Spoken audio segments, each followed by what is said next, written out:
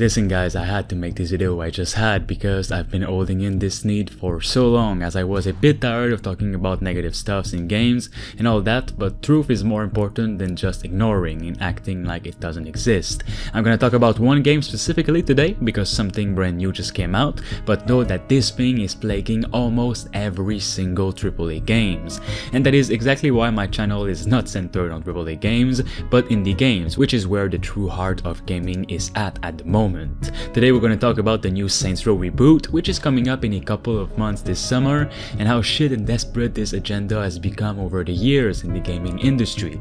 It's there 100% in other industries, but my channel is centered on gaming, so we're going to talk about that. I'm talking about the forced edginess, the forced diversity, basically the forced everything in this Saints Row reboot, and of course in AAA games in general, and how these agendas are the core, the absolute mindset of games being ruined, because these developers and these higher-ups think about how a certain group of people will feel before making a good game, hence already ruining the potential for a good game in the first place. And no, don't say they're doing this for money, because every time things like this happen and they are implemented in a way that is clearly forced, these kind of games make less money and are never really appreciated for years to come and remembered, so they have a bigger plan in mind than just money. Saints Row is not what it was anymore. I remember playing the first and second Saints Row game and thinking to myself how great the future of the franchise was looking.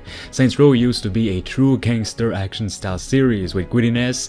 It was grounded and intense, but also funny at times, but funny at the right times. It was basically games made with passion and you could see it. While this new game, this Saints Row reboot, whatever you want to call it, because it's not even a reboot, it's just a simple copy that they call a reboot.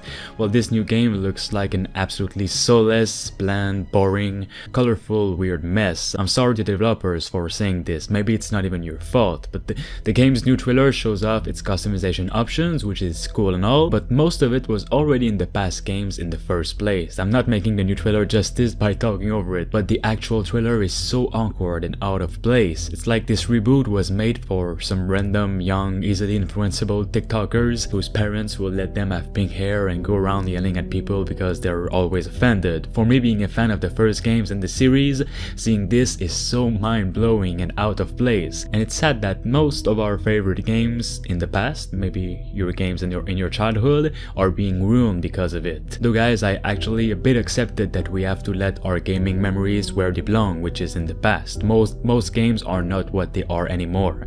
It's sad, but it's the truth. Most games are now about money or about not defending a certain group and things like that. It's just weird, but it's mostly in the AAA industry, and it's a place where you don't really want to be. Don't worry though, because there's always something else, and it's not even hard to find. You have to look at indie games. This is where you'll see a bunch of friends making the game that they like without any higher ups interfering or people crying because it doesn't cater to what they feel.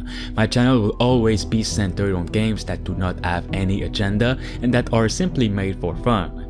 I just wanted to make this video to make people realize a bit of what's happening and how these weird games are not really helping us in any way. You have to keep in mind guys that not almost, but pretty much every single game that succeeds in the gaming industry, that is successful and that makes a lot of money, these games that succeed do not have any kind of agendas where it's the developers that want to add something, because if they don't, they're gonna be judged. Take a look for example at Elden Ring. Do you see any agendas in this game? No, there is nothing at all, which is, again, the game is really good and it's just a game made with passion and for fun, which again is why it succeeded. There's so many games out there that would have succeeded if it wasn't for some really random weird stuff being added in that basically ruined the games. Let me know what you guys think.